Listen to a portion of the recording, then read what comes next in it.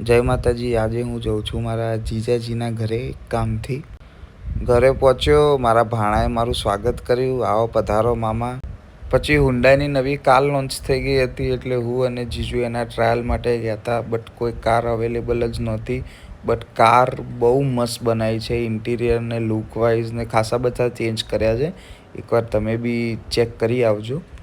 ત્યાંથી અમે પહોંચ્યા અમારા જીજાજીના ફાર્મ પર, એમએન પટેલ ફાર્મ. તમારે 400-500 માણસ માટે કંઈ બી રિસેપ્શન કે કંઈ બી ઇવેન્ટ કરવો હોય તો બહુ મસ્ત જગ્યા છે. પછી દીપી નાસ્તો લઈને આવી હતી. દીપી એના ઘરેથી કદી મને ભૂખ્યો ઘરે ના જવા દે, એટલે દીપી નાસ્તો લઈને આવી હતી. પછી નાસ્તો કરીને હું બી ઘરે જવા માટે નીકળી ગયો. આરવ અને આદિકને બંનેને ગુડ બાય કરીને હું નીકળી ગયો ઘરે જવા માટે.